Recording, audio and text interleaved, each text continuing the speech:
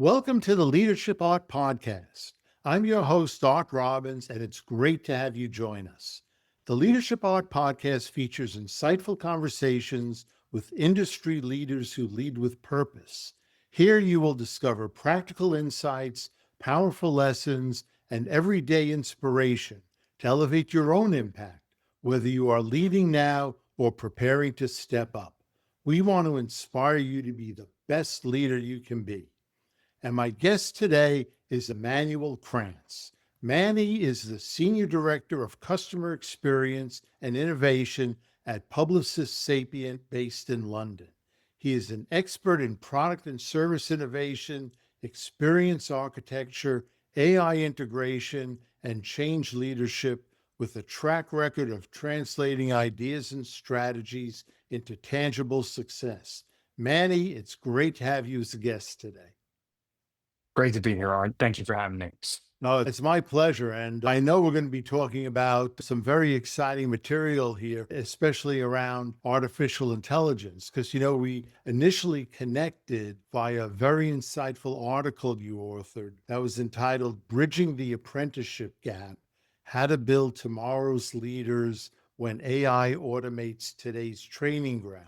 We both thought it would be a great topic for the podcast. Even since you wrote that article, I just noticed you came out with another article in response to the recent MIT study that said 95% of AI projects fail. And you counted that talking about, well, what does it take for the 5% to succeed?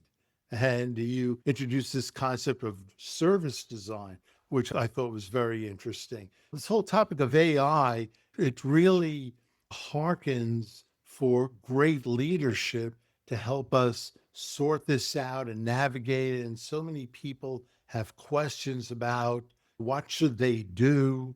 How do they make a project successful? How do they scope a project? How do they manage it? How do they inspire others? And I was wondering if we could start by you setting the stage for the layman in our audience. What exactly is going on with AI and how should we think about it? Ooh, okay. And I'll try to explain it in a concise way. But from my point of view, AI is the most transformative technology that we have ever encountered as humans. I would say perhaps even more so than the internet. The internet connected us. AI is having us rethink what it is to be human, the value we bring to the workplace and to the economy, society, and our relationships with other people. So I think in a lot of ways it is more transformative. And therefore, I think we are just at the beginning of really understanding its impact on us and the companies we work in and our economies, our societies, but on us as human beings, as biological creatures. I think like a lot of people, I am both excited and terrified by that. What I try to do is keep myself sane by focusing on one part at a time and looking at one domain where AI is playing an impact and understand what's going on there, and then sort of think about how that relates to other places. I think if you could give us some path to sanity on this, that would be great, because it's terrifying when you label AI as transformative to the extent it makes us rethink what it means to be human. And then people are hearing all these things about human jobs being replaced or humanity being eliminated from the workplace altogether. That's scary stuff. We're talking about horror movies, science fiction here. Yeah, absolutely. Right. People have been coming up with dystopian scenarios around this for a long time. The number of Skynet jokes I've heard over the past 2 years, if I had a dime for every one. But then when you say science fiction, self-fulfilling prophecies, it gets even scarier. I think a lot of it is we live in a world where a lot of value is based on your ability to sort of get people's eyeballs. So I think the marketing reality we live in plus AI is creating a kind of dynamic that I don't think we've ever dealt with in terms of its intensity and difficulty to navigate and sort of stay sane within as an individual. Yeah, and then you have all these crazy valuations that are popping up, and it seemed like this is a nonstop train, and maybe people are getting on the train without any idea of how to steer it or navigate it. For sure. And I think that's probably been the case in every big technological breakthrough. But I think this one, just given its perceived scale of applicability and therefore the money to be made, we're seeing the behaviors of a gold rush unlike anything before, right? And I think that's natural. I don't try to focus on that too much. And I think as we understand the technology more, its applications become more understood, where it should be used, where it adds value, where it doesn't, the dust will settle, right? And I think we admittedly are in a very frothy economy around AI at the moment. That's natural.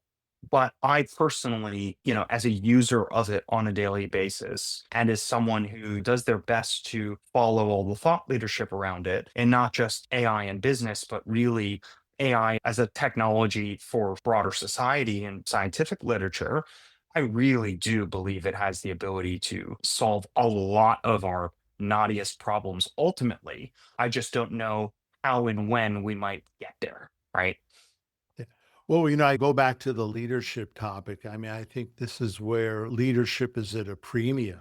It's to figure out how can you leverage it properly and how can you demonstrate an impact and convince people this is a good thing, not just in the actual real world benefits. I'm wondering what insights you have there, especially when, you're hearing these statistics from MIT of 95% of projects not being successful. And then I saw another article that said, well, 80% of these new AI companies aren't even going to be around in a Yeah, few years. So these are staggering statistics that erode confidence, in this for whole sure. gold rush.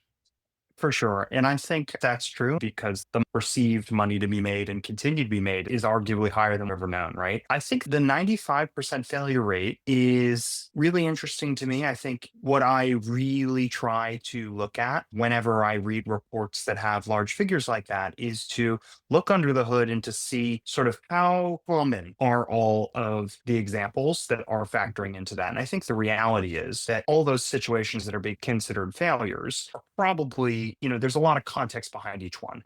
I don't know if all of them are failing for the same factors. And so, therefore, what I try to focus on, and this is kind of a principle that I try to apply to my life, when you can't figure out the things not to do, try to identify the one or two things that you're really confident will take you in the right direction. Mhm, Right. mhm. And I think that's kind of where we are with AI, which is there's so many unknowns. But if we can latch on to a couple of approaches that seem to help us navigate this, that's about as good as we can ask for. Right.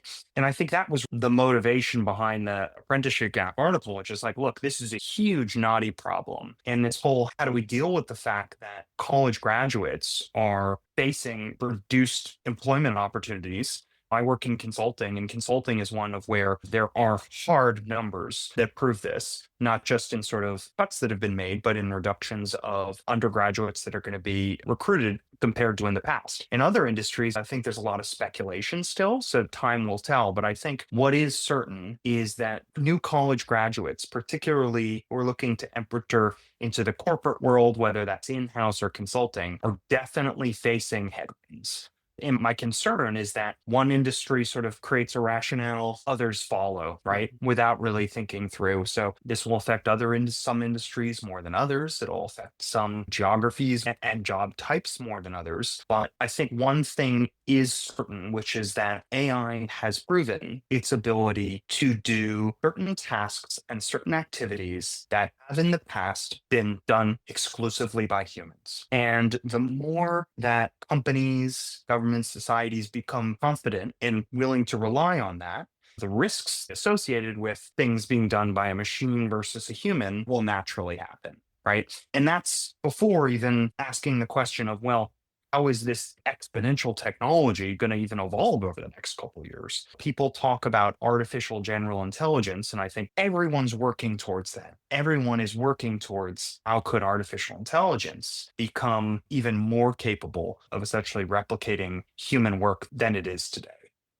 This may be an overly general question, but is the right answer to go all in 100%? If AI really can do a task better than a human, or is it right to basically cede 100% of that activity to AI without any human involvement? Or is there some Oh. hybrid model that really makes more sense, which would ultimately result in a better outcome and a better impact?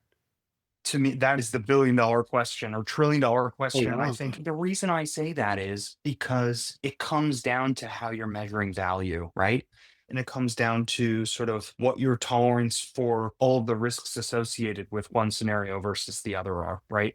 And what I mean by that is when you look at it purely through the lens of for profit corporations and essentially how can they further their ability to deliver on fiduciary responsibility for stakeholders, there will likely be situations where you'd say, well, you know what, the AI is good enough and the profit from the situation is sufficient. And we have mitigations of the risks associated with that.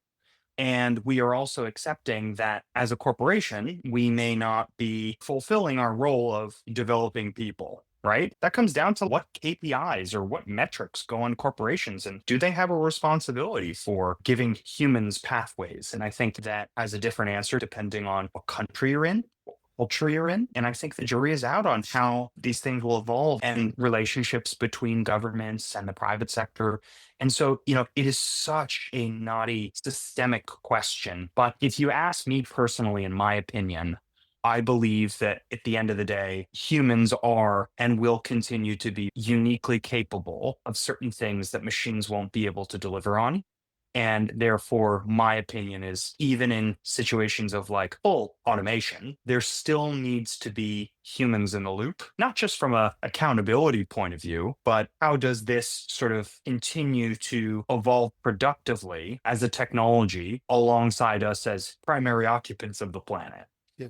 When you ask the question, should there be humans in the loop? Is there any debate about whether or not there should be humans? Or is the debate about how should human be in the loop? Getting Yeah. back to our scary science fiction, when you say a company may not be responsible for developing people, that's a whole new paradigm.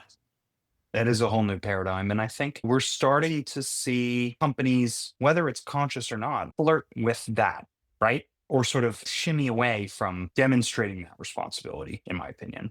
If I hear that and I think about what humans can do better than AI, humans can have relationships, humans can have empathy, humans can apply a level of nuance that AI can't apply.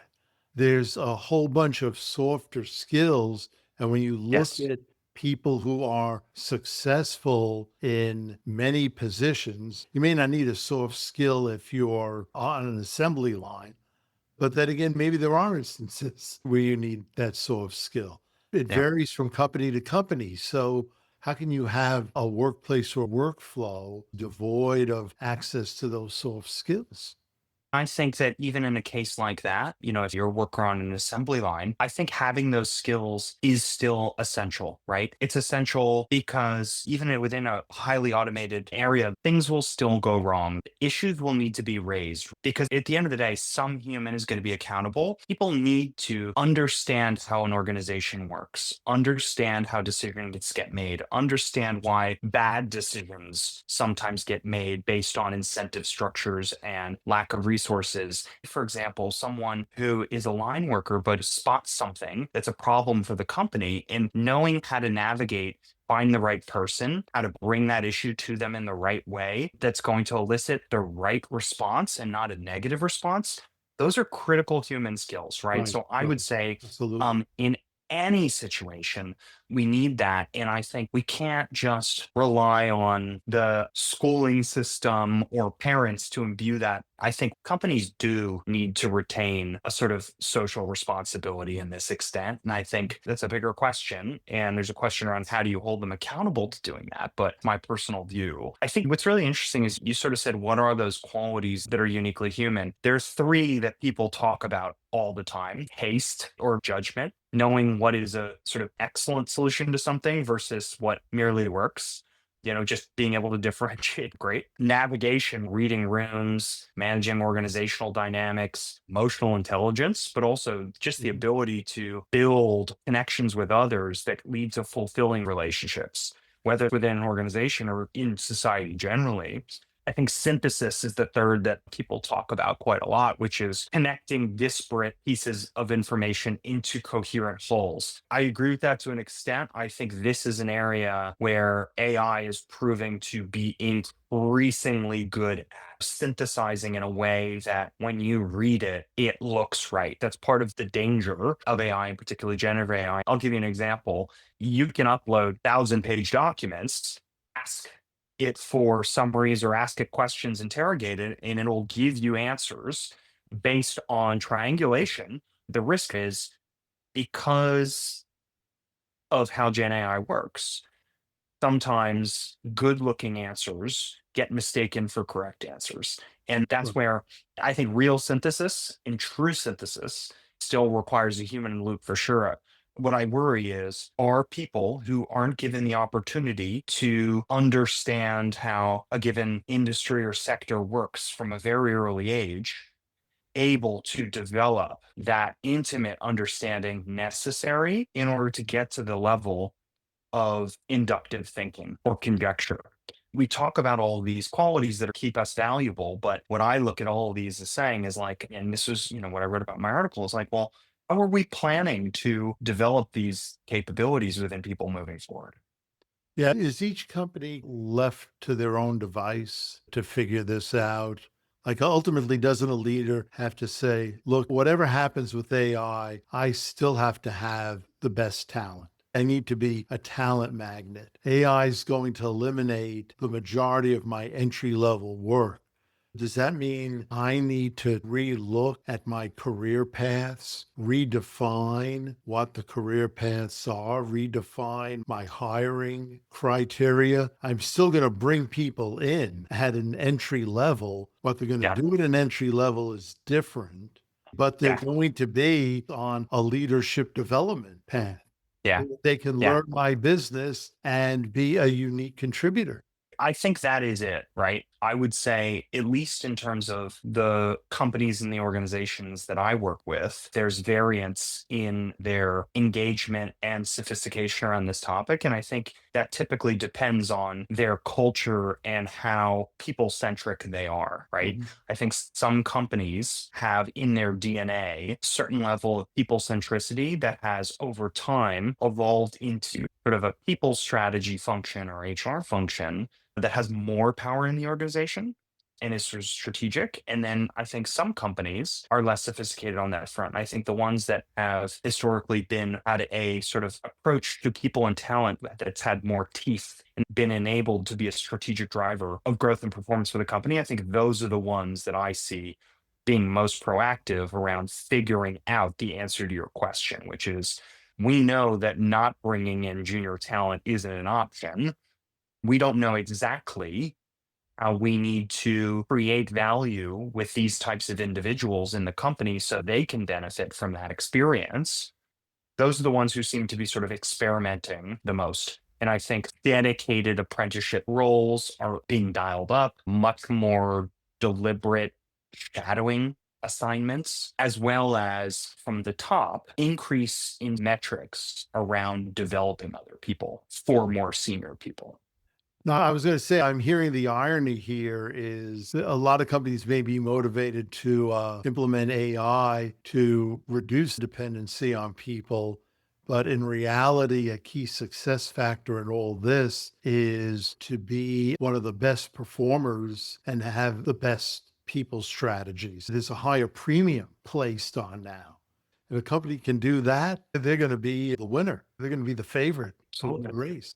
Absolutely. I'd say, there's a big camp in this debate that basically says human talent is going to be the only strategic differentiator moving forward. I think, it's a slightly simplistic way of looking at it, but what I will say is I think it will be a major differentiator, specifically in certain industries more than others. And I think industries that rely on sort of the creative vision of human in particular. So, I work a lot in consumer goods. So I would say that's very much the case about mine. And I'd say there is no world where a consumer goods company has removed sort of that uniquely human creative ability and vision even if the argument is if it's just a new logo or a new advertising strapline, I think it's slightly missing the point, which is that, those industries rely on winning hearts and minds within the organization. And that's how so many of these things get incubated in the business, right? Someone has an idea, and by touching all the other people in the business, it gets cultivated. That's something AI can't automate. Right, right. Well, one thing I'd like to explore in more depth is your article about the 5% of the companies Sure. that are successful and key takeaways from that have made them successful in the projects they pursue. Yeah. I mean, I think to me, well, in the article, I say the answer is service design. What is service design?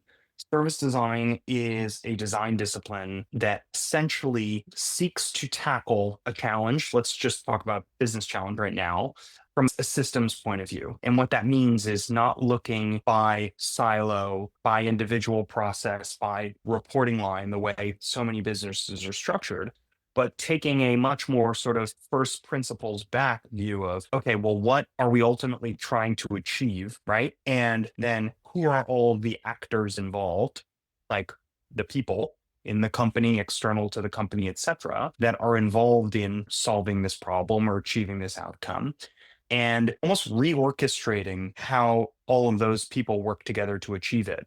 When the real opportunity is to step back and say, knowing the capabilities of artificial intelligence and the capabilities of humans, how should we work together in a new way moving forward, right? The goal is to essentially create the new with AI as a key actor in this, rather than just turbocharge the old, which can deliver incremental value, but it will be limited because it isn't changing how something is approached fundamentally. Yeah. Is this the 2025 version of re-engineering, where re-engineering was the craze a few decades ago? I mean, especially when new ERP systems came in and everyone was thinking about, oh, how are we going to change our workflow and our processes to be compatible? But now we're introducing AI, which raises a whole new set of possibilities, right, for viable workflows and processes that never existed before. That the key distinction was, I am oversimplifying slightly, but I think in ERP, it was largely digitization and tweaking of the legacy ways of working, compared to this, where I think exactly as your point is, there are now things that a human or sort of an organization would never have been capable of doing before that can be done practically, because tasks that previously would have taken hundreds of hours, and even if there was technological support, still would require far too much complex orchestration, between systems and also people across a global company, now can be done like that. And that completely changes how you think about companies. One thing I see in my industry is in FMCG, of where, a lot of these companies had become very federated between global and sort of regional and market functions. And it was because that was the only way they could operate at scale, right? And the challenges that came with that, not connected systems, complex, slow reporting, oftentimes political dynamics between entities. But now artificial intelligence can help address those complexities that were barriers in the past. You start seeing companies saying, why shouldn't certain things be centralized, at least partially, right? So really looking at the organism as a whole and saying, how can this thing operate differently? I think that's the bigger difference here between ERP and this wave of transformation. Well, I think our conversation just reaffirmed that there really is an unprecedented challenge here for leaders. They have to face the basic work and workflows and re-examine that in a comprehensive way that they never had before. So almost all of the aspects of their business, people, process, and technology have All of it. totally, transformed. And, leaders trying to figure out, how do I lead my company through this? Yeah. What lessons would you have for some of those top leaders? How can they face this? What things can they start to do to move their company Yeah.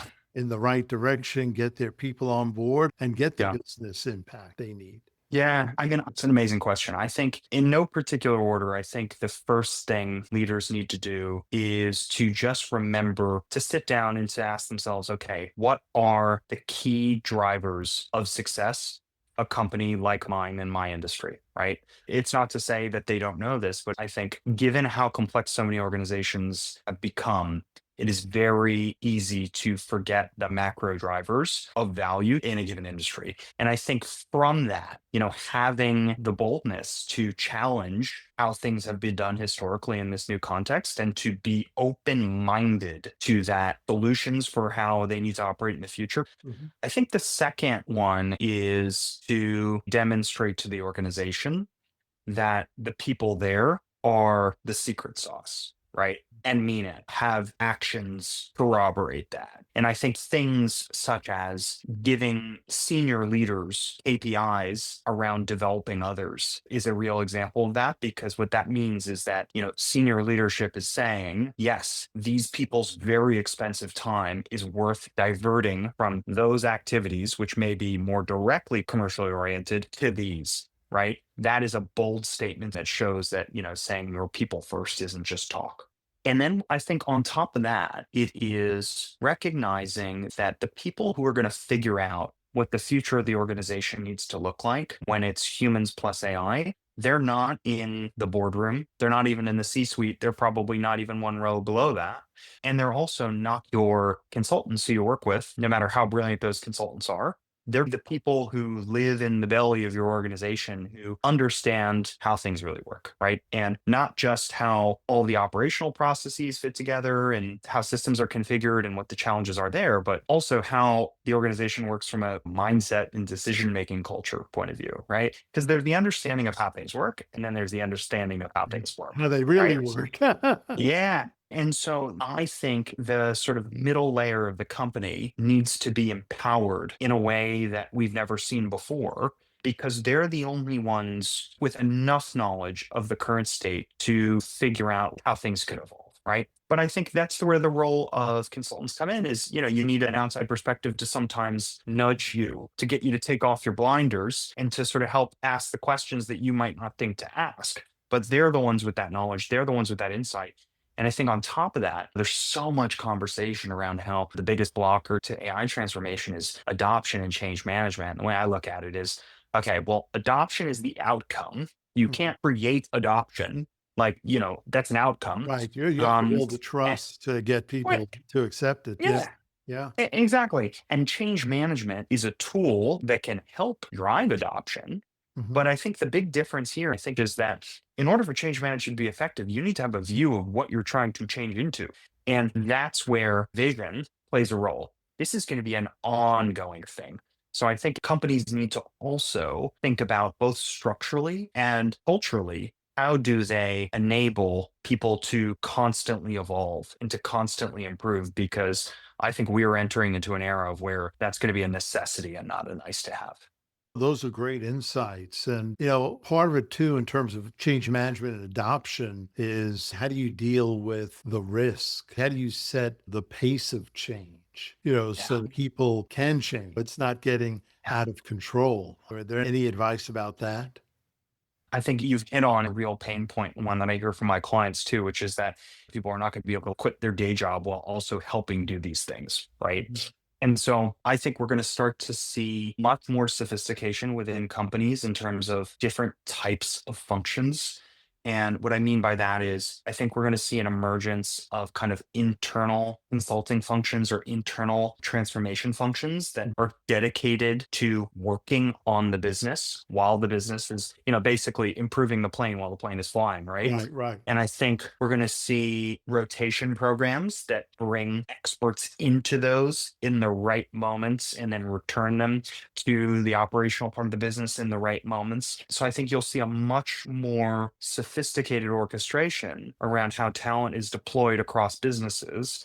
And what I think what's interesting there is that's also going to mean a more sophisticated people development or talent management process as well, around how people are measured and what success look like, because that'll look really different whether you're, sitting in an operational role or you're sitting in this sort of internal transformation role. And I think maybe that's where a lot of those new mechanisms for developing junior talent will come into play. I remember from my consulting days that we always viewed consulting as a fast track to learn a Yeah. business. So if you enter a company in a transformation office, you're going to learn more about the company in a shorter period Yeah. of time than if you were assigned to a specific line function. Absolutely. Yeah. Absolutely. So this has been an amazing conversation. We could probably keep going on forever. And I know we're out of time here, but I have to ask you one personal question in Yeah, all sure. this. How did you get involved in this field and why are you excited about Oh, it? Because we can hear your passion mm. about Yeah, the yeah, yeah. subject matter. So to Yeah. give some insights to that. I mean, to be honest, I didn't mean to be exactly where I am in this position where I have the privilege to see what's happening on the ground with AI. I mean, prior to coming to Sapient, where my role focused much more on CX and digital innovation, I worked as a product innovation consultant, mainly for FMCG companies. So, what's the next product we should release for this brand, or how do we move this brand into this category in this market, that type of thing, right? So, really kind of the core of an FMCG business and sort of helping with that. And as part of that, I also led a team of people doing this. And I think innovation is a very, very hard discipline because you're typically having to pitch to a business. And even if you're working internally with your client and pitching to the rest of the organization on doing something that they haven't done before, that is going to have risk, that's going to have costs and has an uncertain payback, right? There is a very sort of functional side to that, a rational side, but then there's also the hearts and minds side, right? A lot of innovations, and usually the more innovative they are, the more sort of antibodies can attack it in an organization because of that. Sure. And so sort of, when I had to develop personally, and then I also had to teach my teams what are the soft skills to help innovations land within an organization, right? And what I'm realizing now, as a lot of the CX and digital innovation work I do becomes increasingly about AI, is that those skills are far more than ever because I look at the introduction of AI to a business as the most disruptive thing as you possibly could do. It beats any type of innovation that I've ever tried to get a business to commit to, right? Like Um, playing in the Olympics, right? It's the Olympics of yeah, transformation. Absolutely, absolutely, because there is no accepted right or wrong, up or down, left or right in AI yet. No one knows, right? And so I think part of influence is huge. Open-mindedness is essential. And I think also just, the confidence that we give each other in the workplace is more important than ever. I think people are feeling the anxiety of AI, whether they're directly threatened by it or not. Making each other confident that we're in this together. We're navigating this together. We're going to be successful together, whether that's a peer, that's someone who's more junior to you. I think it's really important that we all bring that to each other day to day. The people who bring that to me, it means the world. And I try to return the favor by drumming up that level of excitement and passion around everyone else, because I think that's not just the thing that helps sell. It's the thing that just makes this an enjoyable journey for all of us. Manny, thank you so much for sharing those heartfelt insights with us. So, one final question before we wrap up. You gave us so much to think about. I'm sure our audience would love to stay in touch with you and follow you. What's the best way for them to do that? LinkedIn, I'm very active on LinkedIn. I respond to direct messages as often as I can. Sometimes it takes me a little while, but I always try to get back to people on there. So if anyone wants to reach out, just reach out and I'll do my best to get back. Oh, that's great, Manny. Once again, thank you so much for being our guest today on the Yeah. Leadership Art Podcast. I'm sure we'll be talking a lot more about this topic as we continue to transform. And I also want to thank our listeners and followers for joining us and for your continued support. So until the next episode of the Leadership Art Podcast, this is your host, Art Robbins. And remember, it's your lead.